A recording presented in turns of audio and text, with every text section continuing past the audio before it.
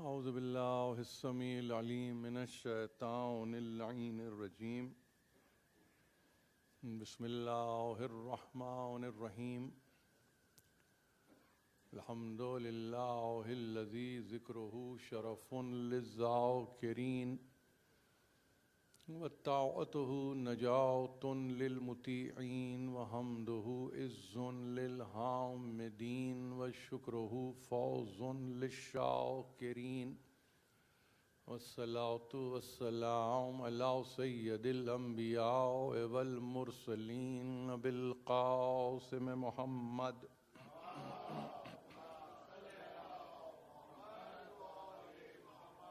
وأهل بيته الطيبين الطاهرين المعصومين المظلومين الذين أذهب الله عنهم الرجس وطهرهم تطهيرا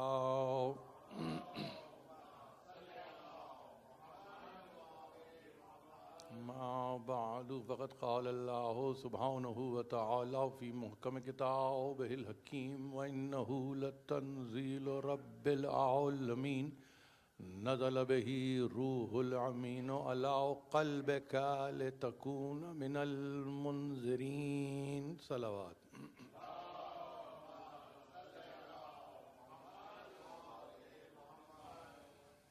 سامعین محترم، سلسلے کی چھٹی تقریر ہے، اور جیسا کہ میں نے کسی وقت اعلان کیا تھا کہ ہر مجلس کا ایک میزبان ہے اور وہ اپنی میزبانی کے فرائض انجام دیتا ہے۔ یقیناً ایک ایک محفل، ایک ایک تقریر ہمارے لیے نہ صرف یہ کہ ایک منزل ہے بلکہ محل ہے ایصال ثواب کے لیے بھی۔ تو جو آپ کی زحمتیں ہیں وہ یقیناً رائیگاں نہیں جائیں گی، اور اس کی قدردانی کرنے والا قدردانی کر رہا ہے۔ ہم مجلس کو ایک یونٹ سمجھتے ہیں، یعنی ایک ایسی اکائی کا نام مجلس ہے کہ جس میں سب کچھ موجود ہے، یعنی سارے تقاضے پورے ہوتے ہیں تاہیں کہ میری تقریر کا وقت آتا ہے اور میں اپنے جو کچھ کے میرے منتشر خیالات ہیں وہ آپ تک پہنچانے کی عزت حاصل کرتا ہوں۔ لیکن یہ ایک اعجاز ہے، اور یہ صرف اور صرف آپ ہی کی محفلوں کو یہ نصیب ہے کہ چاہیں تو چہرے پر مسکراہٹ بکھیر دیں، چاہیں تو چشم زدن میں آنکھوں سے آنسوؤں کو روا کر دیں۔ یہ اعجاز ہے، اس کو آپ اعجاز بیان سے زیادہ اعجاز قدرت کہیے کہ اس نے کچھ ایسے حکیمانہ فیصلے کیے ہیں رہتی دنیا تک کے لیے کہ جہاں ہم اپنے آپ کو متاثر کیے بغیر نہیں رہ سکتے۔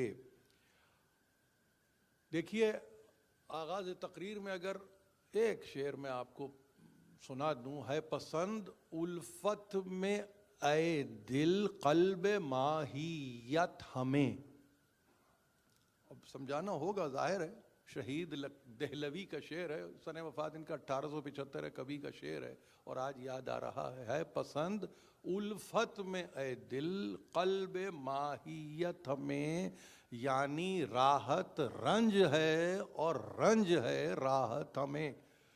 یہ شعر کو اس لیے میں نے پڑھا کہ ابھی جس بچے نے سوزخوانی کی، یقیناً جس کو کہتے ہیں نا کہ خداداد صلاحیتوں کے ساتھ اور پھر خداداد کلام کے ساتھ، دونوں صورتوں کے ساتھ آپ نے سنا۔ ابھی جو سن رہے ہیں یہاں بیٹھ کے تو یقیناً انہوں نے تو استفادہ کیا، جو انٹرنیٹ پہ سن رہے ہیں انہوں نے یقیناً اس کو بہت غور سے سنا ہوگا۔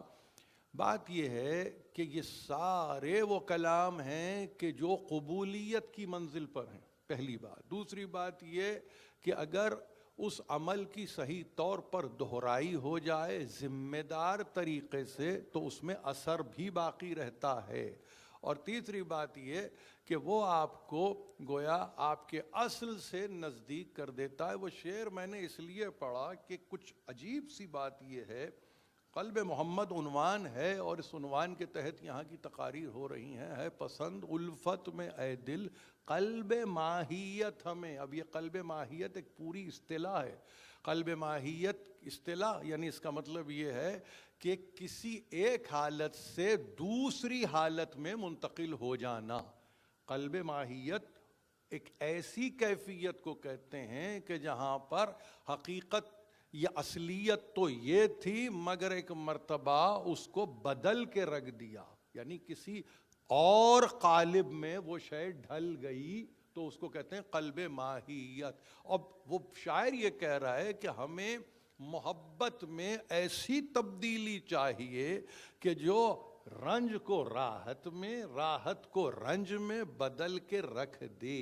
یہ وہ محبت ہے کہ جو اگر اثر لے لے اور وابستگی اختیار کر لے تو اس کو سمت مل جائے گی، اور الفت اگر تنہا رہ جائے، وابستگی کے بغیر رہ جائے، پیوستگی کے بغیر رہ جائے تو نہ کوئی سمت ہے، نہ کوئی قبلہ ہے، نہ کوئی ڈائریکشن ہے۔ اس لیے ہمارے پاس یہ جو مجلس ہے، اور مجلس میں خاص طور پر آپ کبھی سوز سنتے ہیں یا سلام سنتے ہیں یا براہ راست مرثیہ سنتے ہیں، یہ سمت لی ہوئی محبت ہے۔ اس کی ٹریجیکٹری طے ہے، اس کی سمت طے ہے، اس کا ہدف طے ہے۔ تو اب حالات کچھ بھی ہوں، اس محفل میں آپ آئے، اس بزم کو آپ نے سجایا، ایک ساعت کے لیے بیٹھے، باہر سے آپ مسرت کے عالم میں داخل ہوئے، مجلس کے فرش پر آئے، آنکھوں سے آنسو بہنے لگے، پھر اس کے بعد آپ یہاں سے معال مجلس لے کے اٹھے، باہر گئے، اب آپ نے کہا پورے ثمر کے ساتھ میں معال مجلس کے ساتھ جا رہا ہوں۔ یہ معجزہ ہے، یہ اعجاز قدرت ہے، یہ قوموں کو نصیب نہیں ہے۔ اگر ادارہ ذمہ داری سے 50 برس سے خدمات انجام دے رہا ہے تو اس ادارے کو سرپرستی کی ضرورت نہیں ہے، بلکہ اس ادارے کے ساتھ تعاون کی ضرورت ہے، معاونت کی ضرورت ہے۔ آئیے بیٹھیے، اپنے احوال کو اپنی ہی زبانی سن لیجئے۔ یہاں کسی کے باپ دادا کا قصہ بیان نہیں ہو رہا ہے کہ جس سے گریز کیا جا رہا ہے، یہاں پہ تو ان کا قصہ کر رہے ہیں جو کہ آپ کہیں کہ ہمارے ابوجد کرتے رہے، ان کے ابوجد کرتے رہے، نہیں معلوم کب سے۔ اور پھر یہ 1400 سال پرانا اسلام نہیں ہے۔ ان الدین عند اللہ الاسلام، اللہ کی عندیت میں اسلام ہے۔ اس کو سنو سال سے طے نہیں کرتے، جیسے اسلام کو سنو سال سے طے نہیں کرتے، ویسے ہی نہ محمد کو طے کرتے ہیں سنو سال سے، نہ آل محمد کو طے کرتے ہیں۔ مقدرات میں یہ غم لکھ دیا گیا تھا، اور اب یہ مقدرات محاضرات میں تبدیل ہو کر عصر حاضر میں ہماری رہنمائی کے لیے، نہ صرف رہنمائی کے لیے، انتہا میں تو ہماری شفاعت کے لیے یہ سب تیاری ہے۔ کسی اور کی ضرورت ہی نہیں ہے، ہمیں کسی کی طلب ہی نہیں ہے، نہ ہم کسی کی طلب کرتے ہیں، نہ ہمیں کوئی اور مطلوب ہے۔ ہمارا معاملہ روز اول سے، روز ازل سے طے ہے۔ الستو بربکم کی جو آواز تھی نا، اس آواز کے ساتھ ہی یہ چیزیں طے ہو چکی تھی۔ اب وہ مظاہر ہیں کہ جو ظاہر ہوتے رہیں گے زمانے میں، اور آپ تک چیزیں پہنچتی رہیں گی۔ کبھی کوئی عالم آپ تک پہنچائے گا، کبھی کوئی طالب علم آپ تک پہنچائے گا، بہرحال چیزیں آپ تک پہنچ رہی ہیں۔ قلب محمد عنوان ہے، اس عنوان کو پیش نظر رکھیے اور ذرا سا میرے ساتھ رہیے۔ کل کی تقریر ظاہر ہے کہ میں نہیں چاہتا ہوں کسی بھی طرح سے طولانی ہو، 45 منٹ بہت ہے میرے اعتبار سے، اس لیے نہیں کہ تعداد میں قلت ہے، نہیں، میں سمجھتا یہ ہوں، جیسے میں نے کسی تقریر میں کہا، جیسے نظام ہاضمہ ہے نا معدے کے لیے، ویسے بھی فکر کے لیے بھی ایک نظام ہاضمہ ہے۔ کہیں ایسا نہ ہو کہ جو چیز آپ سن رہے ہیں اس کو باہر جا کے استفراغ کی منزل ہو، بلا کر دیں، آپ الٹ دیں، تو فائدہ کیا ہوا؟ ایسی کسی نہ کام کا فائدہ ہے، نہ ایسے عمل کا فائدہ ہے، نہ ایسی کسی محفل و مجلس کا فائدہ ہے۔ اسی لیے میں چاہتا یہ ہوں کہ آپ سے بہت قریب رہ کے تھوڑا سا تیز بولتا ہوں، مگر اطمینان یہ ہے کہ سننے والی سماعتیں باقاعدگی سے سیقل سماعتیں ہیں، یہ جانتی ہیں کہ سماعت ہوتی کیا ہے، چیز کو لیا کیسے جاتا ہے، چیز کو محفوظ کیسے کیا جاتا ہے۔ دیکھیے ہم نے لفظ قلب پر گفتگو کی ہے، اور میں نے اس کے ساتھ ساتھ یہ بھی کہا ہے کہ ہر شے کی ایک حقیقت ہے، ہر شے کی ایک ماہیت ہے، اور پھر اسی طرح سے ہر شے کی اپنی ایک کیفیت ہے، اور پھر وہ ڈھلتے ڈھلتے یا بڑھتے بڑھتے بات افادیت تک پہنچ جاتی ہے۔ ایک اور درجہ رہ جاتا ہے، وہ ہے صلاحیت کا۔ اب میرے لیے کل کی تقریر جنہوں نے سنی ہے انہوں نے کہا کہ آپ نے ماہیت پر گفتگو کی، ظاہر اصلیت پر گفتگو کی، ظاہر ہے کہ واقعیت پر گفتگو کی، ظاہر ہے کہ حقیقت پر گفتگو کی۔ جب آپ نے یہ گفتگو کی تو آپ نے ظاہر ہے کہ کسی اور کو تو مبدأ فکر نہیں بنایا، قرآن کو اپنا مبدأ فکر بنایا، تو ظاہر ہے میں نے یہ کہا وجعلنا من الماء کل شیء ہے، یہی اصلیت ہے، یہی واقعیت ہے، یہی حقیقت ہے، یہی ریالٹی ہے، یہی اصل روح ہے، یعنی روحانیت بھی یہی ہے۔ دوسری منزل میں آپ آگے بڑھے تو ایک مرتبہ آپ نے کہا ذرا ماہیت کو بھی دیکھا جائے۔ ماہیت ظاہر ہے آپ کو معلوم ہے اسینشیالٹی کو کہتے ہیں، جس کا تعلق اصل سے ہے، اصول سے ہے، سلالے سے ہے، اساس سے ہے، بنیاد سے ہے۔ یہ ساری چیزیں آپ سنتے رہے، اور اس میں نے آپ کی خدمت میں جو بات عرض کی وہ یہ بات کی کہ دیکھیے کسی بھی شے کی ماہیت کو سمجھنے کے لیے، درک کرنے کے لیے حقیقت اولا سے گزرنا ہوتا ہے، اس کے بعد کی یہ منزل ہے۔ یہ منزل ایسا نہیں ہے کہ حقیقت سے پہلے ماہیت ہے اور ماہیت کے بعد حقیقت ہے، نہیں، یہ اس کے بعد کی منزل ہے، اور جب اس کے بعد کی منزل ہے تو آپ کو معلوم ہونا چاہیے کہ یہ منزل ناتمام رہ جاتی ہے اگر اس کے بعد کیفیت وارد نہ ہو، کیفیت وارد نہ ہو۔ اور یہ کیفیت کے لیے میں نے کہا اس کے لیے ایک حال چاہیے تھا، احوال چاہیے تھا، ایک مزاج چاہیے تھا۔ اس مزاج کو ہم ریپروڈیوس کر ہی نہیں سکتے جب تک کہ ہم ابراہیم کا تذکرہ نہ کر دیں۔ وہ ہم نے کل تذکرہ کر دیا اور بتا دیا کہ قلب سلیم کے ساتھ آنے والا، یعنی کوئی زیغ نہیں، کوئی کجی نہیں، کسی قسم کی کمی نہیں، کسی اعتبار سے کسی اور کی طرف توجہ نہیں، یعنی متوجہ ہے وہ پیدا کرنے والے کی طرف، اور توجہ اس کی کامل و اکمل ہے۔ فَأَقِمْ وَجْهَكَ لِلدِّينِ حَنِيفًا فِطْرَةَ اللَّهِ الَّتِي فَطَرَ النَّاسَ عَلَيْهَا لا تبدیل لخلق اللہ ذالک الدین القیم ولکن اکثر الناس لا یعلمون۔ یاد رکھیے دین حنیف ہے، وہ دین حنیف یعنی سب سے کٹ کے اس کے ہو جانا، سب سے ہٹ کے اس کی طرف چلے جانا، سب کو چھوڑ کر ترک کر کر اس سے وابستہ ہو جانا، یہ ہے وہ دین حنیف، مستقیم دین، راست دین۔ اور ظاہر ہے کہ روز اول سے ہی اس کا طریقہ یہ رہا ہے۔ تو وہ جو روحانیت کی منزلیں طے کرتے ہوئے، نورانیت کا لبادہ اوڑھتے ہوئے، اور اس کے بعد ایک مرتبہ نفسانیت کی منزل پر جس میں شہوانیت نہیں ہے بلکہ نفس انسانی اپنے کمال پر ہے، وہ پہنچ رہا ہے اپنے معبود کی بارگاہ میں۔ اب جب تین منزلیں آپ نے یہ طے کی تو ایک بات کو یاد رکھیے، یہ میٹافزیکل لیولز تھے، یعنی کل تک کی تقریر میں یہ تین آپ کے سامنے جو درجے رکھے گئے وہ ما بعد الطبیعاتی تھے۔ ان کا فزیکل آج جس میں ہم بیٹھے ہیں نا، اس سے تعلق اس لیے نہیں ہے کہ حقیقت جو روحانیت ہے وہ ما بعد الطبیعات ہے، اس کے بعد ماہیت ہے، آپ کہہ رہے ہیں کہ ہاں نورانیت ہے، جوہر ہی نورانی ہے، وہ بھی ما بعد الطبیعات کے حدود میں چلا جاتا ہے۔ آپ کیفیت میں آئے، ابراہیم کا تذکرہ میں میٹافزیکل اس لیے کہہ رہا ہوں کہ تاریخ میں پیچھے رہ جانے والا تذکرہ ہے، یعنی وہ ایسا تذکرہ ہے کہ جس کو آپ یہ نہیں کہہ سکتے کہ آج واقع ہو رہا ہے، نہیں، آپ نے سنا ہے اور یقین کیا ہے۔ تو ایک کیفیت یہ بھی ہے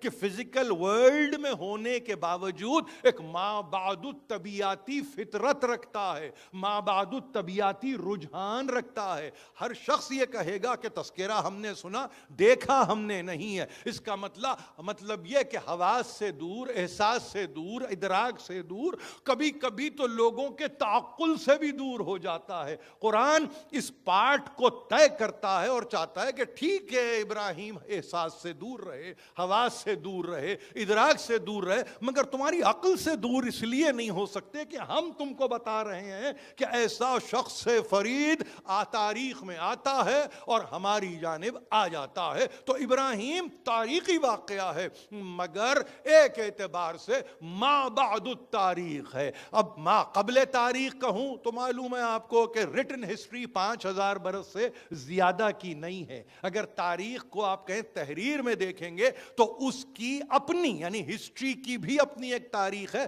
5000 سالہ تحریری تاریخ کو آج آپ تاریخ کہتے ہیں۔ ہسٹری ایز اے سبجیکٹ آپ کب کہیں گے؟ 5000 تک۔ اب آپ کو معلوم ہے کہ کتنے سنو سال قبل کی گفتگو ہو رہی ہے۔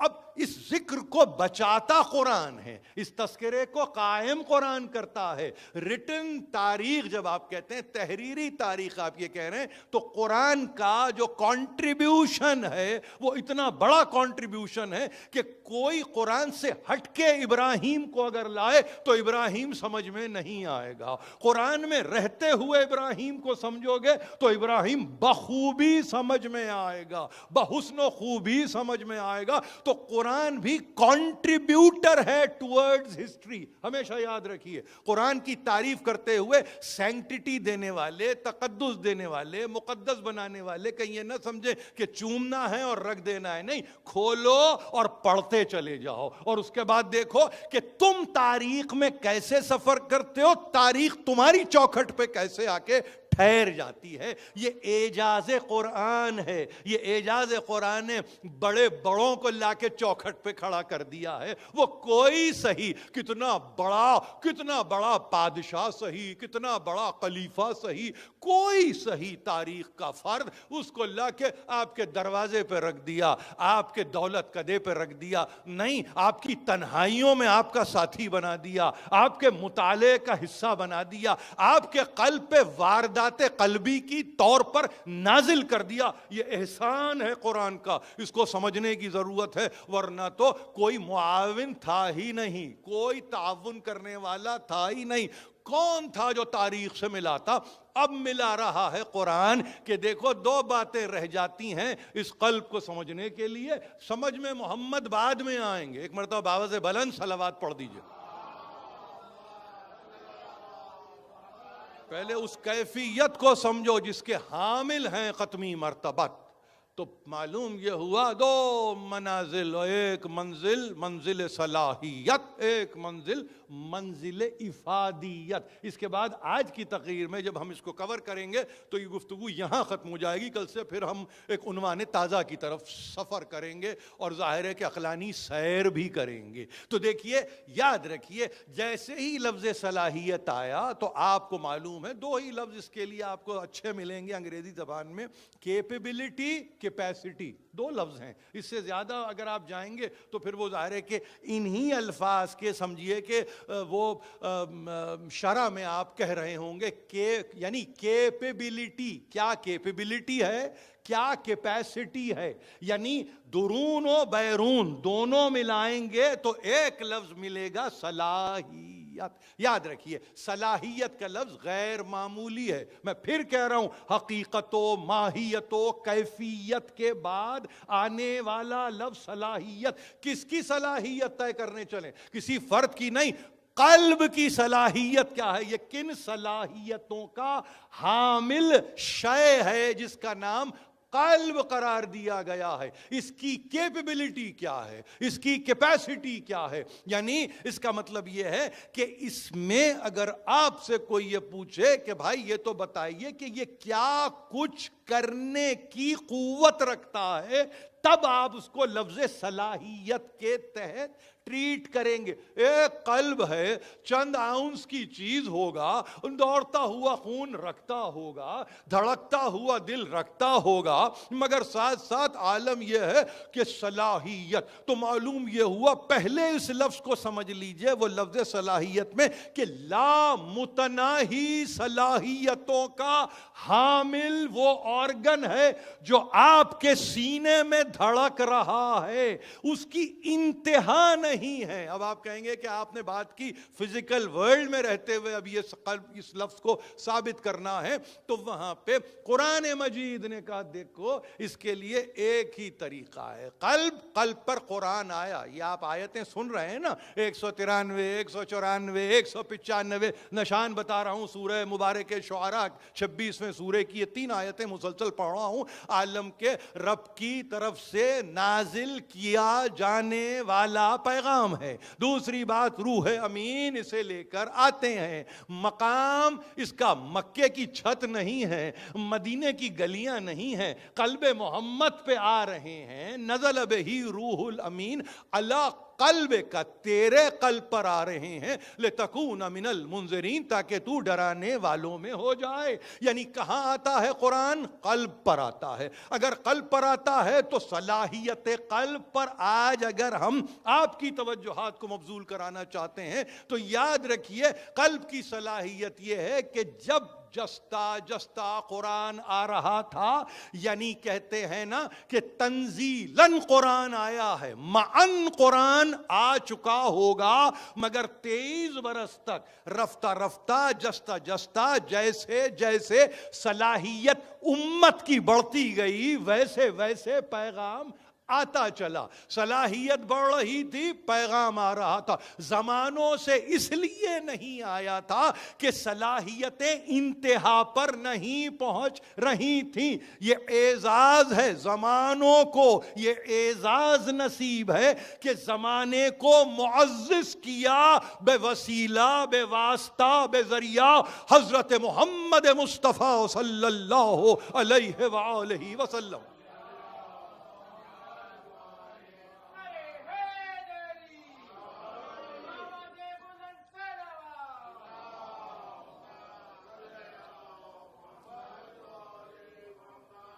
دیکھیے, میں نے عرض کیا ہے آپ سے کہ اب یہ قلب اپنی کیفیت و کاسٹ میں, ماہیت میں, حقیقت میں ایک منزل پر آ رہا ہے, اور اس کی وہ صلاحیتیں ہیں کہ جن صلاحیتوں کا اب اظہار یعنی یوں سمجھیے کہ لفظ چاہتا ہے.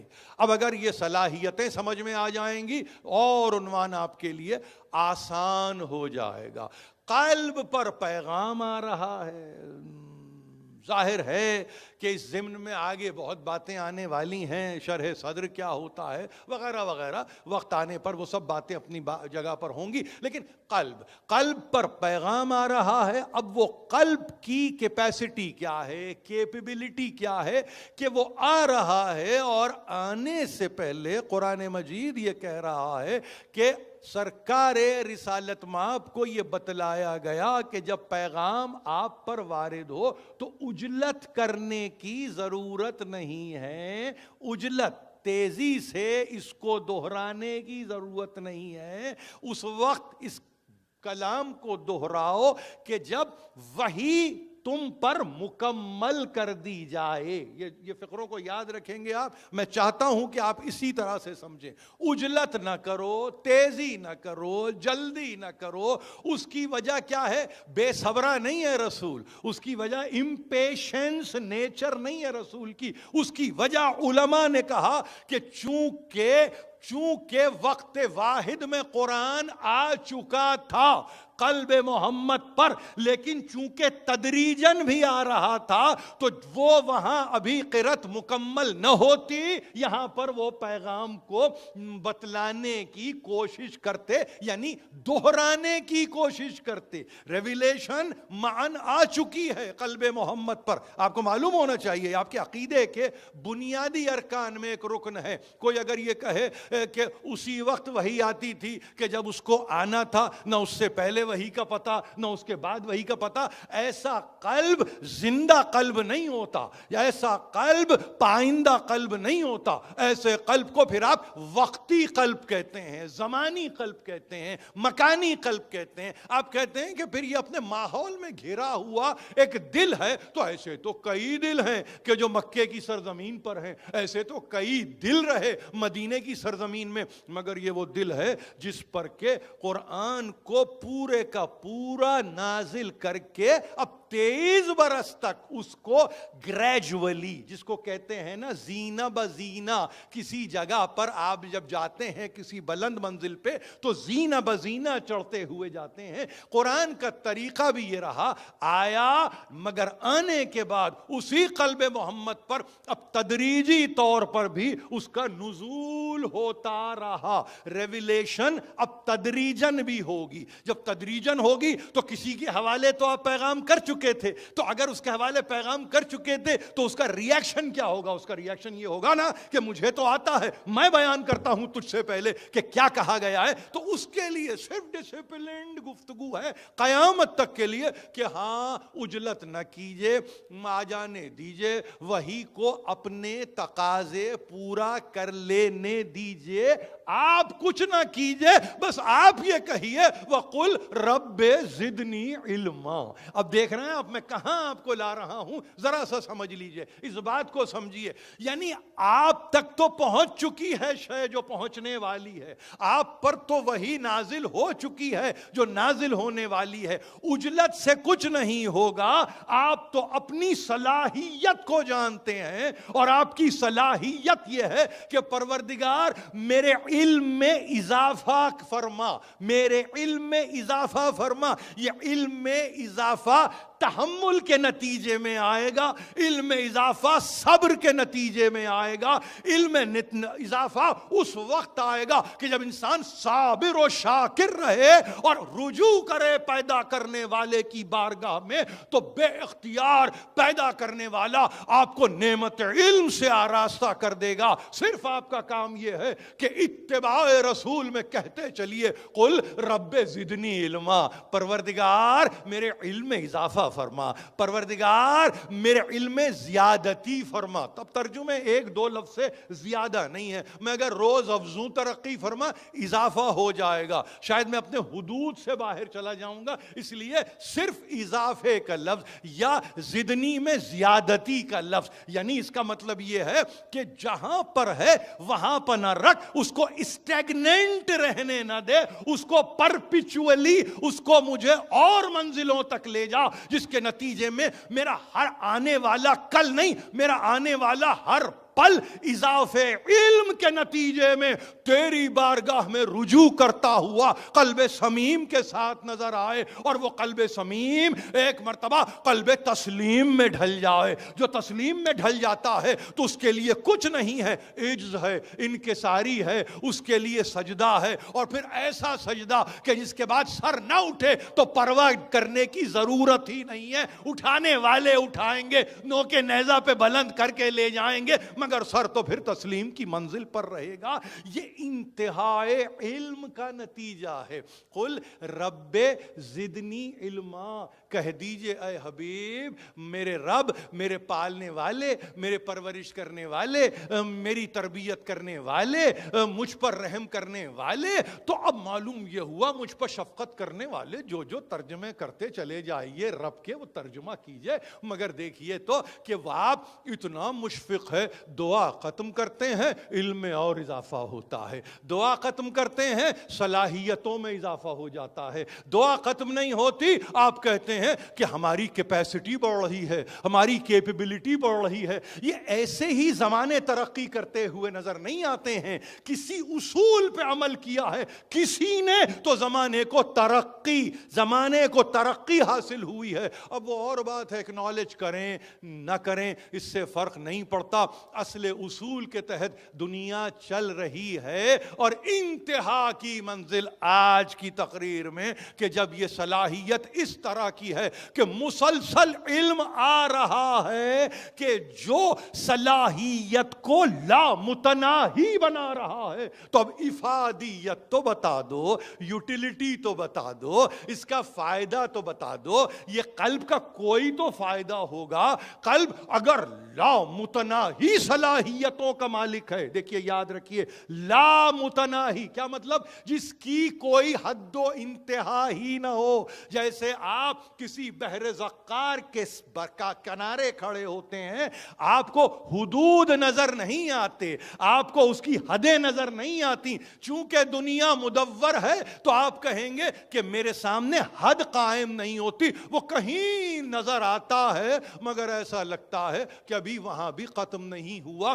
یہی کیفیت ہے, یہی کیفیت ہے رب زدنی علما کی. ختم ہونے کا تو نام ہی نہیں لیتی یہ دعا. یہ دعا ہے کہ علم میں اضافے کا باعث بنتی رہتی ہے. اب افادہ, افادیت, منفعت, فائدہ, کئی دفعہ شاید کہہ چکا ہوں, کون سا ایسا انسان ہوگا جو نتیجے میں فائدہ نہ چاہتا ہو؟ کوئی ایسا ذی ہوش مجھے بتائیے کہ جو فائدے کے بغیر گفتگو کرتا ہو, جو منفعت کو چھوڑ کر گفتگو کرتا ہو. چھوٹے سے چھوٹا ذہن ہو, بڑے سے بڑا ذہن ہو, ضروری نہیں کہ وہ کوائن میں فائدہ ہوتا ہے, کہیں کائنڈ میں بھی فائدہ ہوتا ہے. اللہ کی رحمت اگر آپ پر جاری ہو جائے تو وہ سکوں میں نہیں ہے, درہم میں نہیں ہے, دینار میں نہیں ہے, روبل میں نہیں ہے, ڈالر میں نہیں ہے. اس کا رحم ہے, اس کا فضل ہے, اولاد کی صورت میں جاری ہو گیا. اس کا رحم ہے, اس کا فضل ہے, تعلیم کی صورت میں جاری ہو گیا. اس کا رحم ہے, اس کا فضل ہے,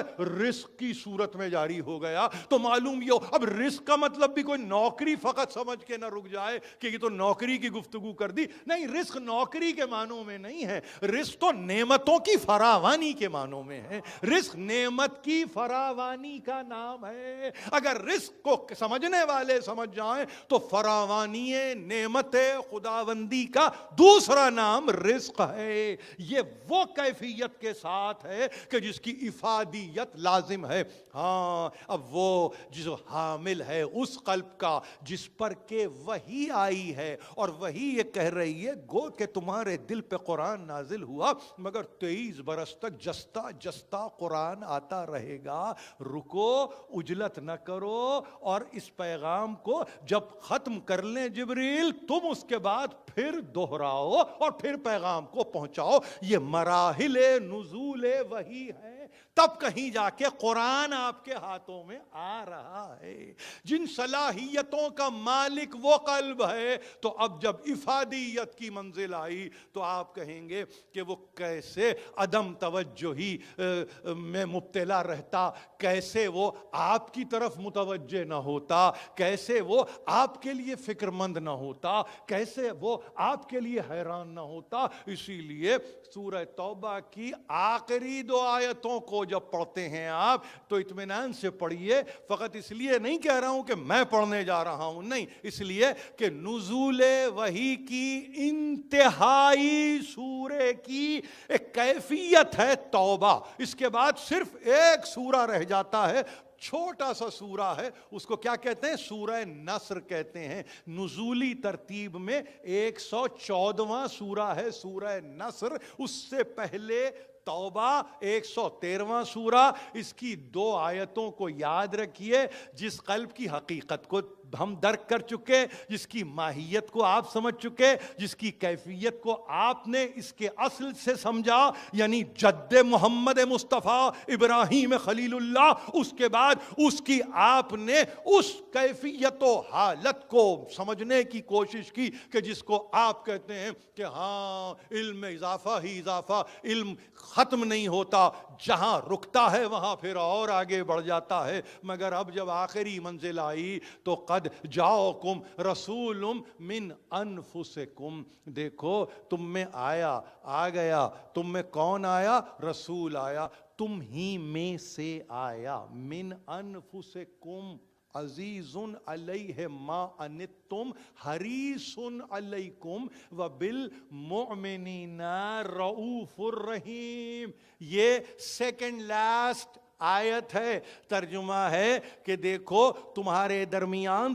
تمہارے نفوس سے رسول آیا ہے اور اس کا عالم یہ ہے، اس کا عالم یہ ہے، دیکھیے پرپیچویٹنگ نیچر ہے اس کی، اسٹیگننٹ نیچر نہیں ہے، پرپیچویٹنگ نیچر ہے. آیا، اب جب آیا تو قیامت تک قرآن پڑھا جاتا رہے گا، آیت معانیوں مفاہیم کے ساتھ باقی رہنے والی ہے، ٹینس کی محتاج نہیں ہے، زمانے کی محتاج نہیں ہے. رسول آیا، اس کے لیے شاق ہوتا ہے اگر تم حیران ہوتے ہو، اس کے لیے پریشانی ہوتی ہے اگر تم پریشان ہوتے ہو. عزیز علیہ ما عنتم، تم تکلیفوں سے گزرتے ہو، اس کو بہت تکلیف ہوتی ہو. تم سراسیمگی سے گزرتے ہو، اس کو تکلیف ہوتی ہو.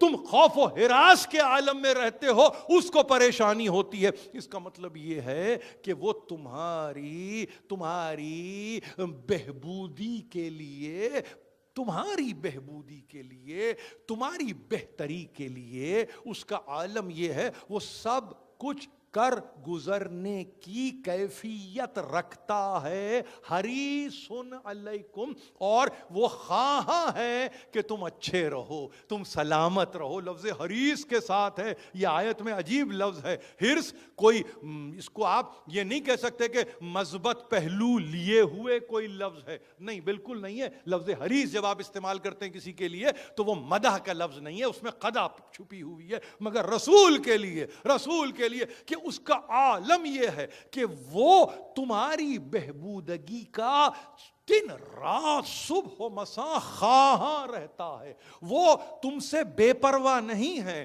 وہ تم سے لاپرواہ نہیں ہے، وہ عدم توجہی میں مبتلا نہیں ہے، وہ تمہیں بھول کے نہیں بیٹھا ہے. چونکہ دنیا سمجھ رہی ہے 11 ہجری میں گزر گیا تو وہ بھول کے بیٹھ گیا. نہیں، یہ حیات جاویدانی رسول کی نمائندہ آیت ہے کہ تم میں آیا ضرور ہے، تم گزر جاتے ہو، وہ رہ جاتا ہے. اور اس کے رہنے کی دلیل یہ ہے کہ تم اگر پریشان ہو تو وہ پریشان ہے، تم اگر حیران ہو تو وہ حیران ہے. تھا نہیں، ہوگا نہیں. عرصہ محشر کی گفتگو نہیں ہے، تاریخ کی گفتگو نہیں ہے. جس زمانے میں بھی تم جی رہے ہو اس زمانے میں وہ تمہارے ساتھ ساتھ ہے. اس سے بڑھ کے دلیل اور کیا ہو سکتی ہے کہ کوئی پریشانی میں تمہارا ساتھی ہو جائے؟ اس سے بڑھ کے اور کیا دلیل ہو سکتی ہے؟ تمہاری خوشی میں کوئی شامل حال ہو جائے، تمہاری بہبودی کے خواہاں ہو جائے، تمہاری ترقی کے لیے پریشان ہو جائے. وہ نہیں چاہتا کہ تم شرک و گناہ میں مبتلا رہو، اس کو تکلیف ہوتی ہے، تمہارے گناہوں سے اس کو تکلیف ہوتی ہے. لکھنے والے مفسر نے لکھا، اس سے مراد یہ نہیں ہے کہ آپ یہ کہہ رہے ہیں کہ مالی طور پہ تکلیف ہو گئی تو وہ بھی نہیں. اس کا مطلب یہ بنیاد کو دیکھتا ہے، گناہوں میں ملوث نہ رہو، اس لیے کہ تم ہوتے ہو تو اسے تکلیف ہوتی ہے. ثواب کے راستے پہ چلو، حریص علیکم، وہ تو تمہارے تعلق سے، تمہاری بہتری کے لیے، تمہاری برتری کے لیے وہ تو حریص ہے. وبالمومنین رؤوف الرحیم، اور صاحبان ایمان کے لیے تو رافت بھی رکھتا ہے، رحمت بھی رکھتا ہے. کیسے نہ رکھے؟ رحمت للعالمین ہے. گزشتہ زمانوں کے لیے رحمت نہیں ہے، فی زمانہ رحمت نہیں ہے، قیامت تک کے ہی لیے رحمت نہیں ہے. نہیں معلوم کب سے رحمت ہے، کب تک اس کی رحمت رہے گی. جنت میں جانے والے اسی کے سائے رحمت میں جا رہے ہوں گے. جیسے جنت میں خالدین فیہا یعنی خلد کا تصور ہے، یعنی ہمیشگی کا تصور ہے، ویسے ہی رحمت بھی ہمیشہ رہنے والی ہے. جس کی ازلی رحمت ہو، جو قطمی مرتبت ایسی ہستی کہ جو سرمایہ رحمت رکھتی ہو انتہاؤں کی انتہا کے لیے، تو پھر وہاں حیات کے معنی باندھنے کی ضرورت نہیں ہے، حیات کو معنی پہنانے کی ضرورت نہیں ہے. ارے ان کی حیات سے حیات واقع ہے، ان کی حیات سے حیات وابستہ ہے. اور پھر اس کے بعد کہا آخری منزل جو میری تقریر کی بھی انتہائی منزل ہے، فَإِن تَوَلَّوْا. یہ ساری باتیں کرنے کے بعد بھی اگر یہ تجھ سے منہ پھیر لیں، فقل حسبی اللہ لا الہ الا ہوا وہو رب العرش العظیم۔ یہاں پہ سورہ ختم ہو گیا۔ اب یہ سب تیرے پیغام کے بعد، تیرے مساعی کے بعد، تیری تکالیف کے بعد تیرا دل دھڑکتا ہے ان کے دلوں میں۔ بہت عجیب جملے پہ تقریر ختم کر رہا ہوں، بہت عجیب جملے پہ تقریر ختم کر رہا ہوں۔ تمہارے دلوں میں محمد کا دل دھڑک رہا ہے خدا کے لیے، اس کو حق سمجھ کر ہی ادا کر دو، خدا کے لیے اس کی پاسداری کر دو، خدا کے لیے اس دل سے وفاداری کر دو، خدا کے لیے اس دل کے آبرو کو پیش نظر رکھو، خدا کے لیے اس دل کی عزت اور توقیر کو پیش نظر رکھو، اور خدا کے لیے منہ نہ پھیرو۔ فَإِن تَوَلَّوْا فَإِن، منہ رسول سے پھیرنے کا تذکرہ ہو رہا ہے، اللہ سے منہ پھیرنے کی بات نہیں ہے۔ جس نے رسول سے منہ پھیرا اس نے اللہ سے منہ پھیرا۔ یہاں رسول سے منہ پھیرنے کا مطلب اس کے پیغام کو سبک جان کر، اس کے پیغام کو پس پشت ڈال کر کوئی کسی کو وہ منزل امارت دے الف کے ساتھ تو اس کو حقیر سمجھ کے، کوئی منزل ولایت دے تو اس کو پس پشت ڈال کر، کوئی کہے کہ ہم آگے بڑھ جائیں گے، کہو ایسا شخص آگے تو نہیں بڑھتا۔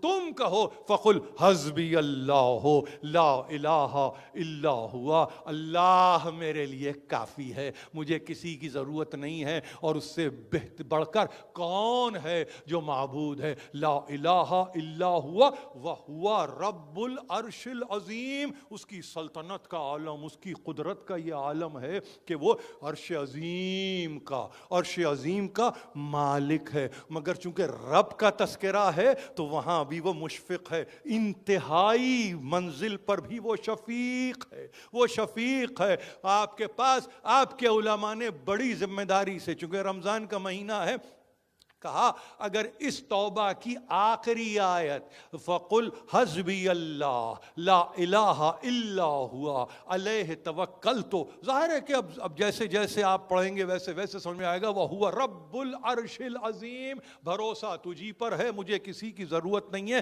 اگر اس آخری آیت کو 15 مرتبہ آغاز میں درود پڑھ کر، درمیان میں 64 مرتبہ اس آیت کو پڑھ کے 15 مرتبہ پھر کنکلوڈ کریں اپنی دعا کو، تو معصوم نے لکھا ہے، آپ جا کے قرآن کو اٹھائیے، حاشیے میں دیکھیے کہ وہاں لکھا ہوا ہے جو تکلیف ہے، جو پریشانی ہے، جو حیرانی ہے، تمہاری ساری پریشانیاں دور ہو جائیں گی، تمہاری ساری حیرانیاں دور ہو جائیں گی۔ اسی کے سہارے جیتے ہیں، اسی کے سہارے جی رہے ہیں، اسی کے سہارے جیتے رہیں گے۔ وآخر دعوانا ان الحمد للہ رب العالمین وسیعلم الذین ظلموا ای منقلب ینقلبون۔ بآواز بلند صلوات۔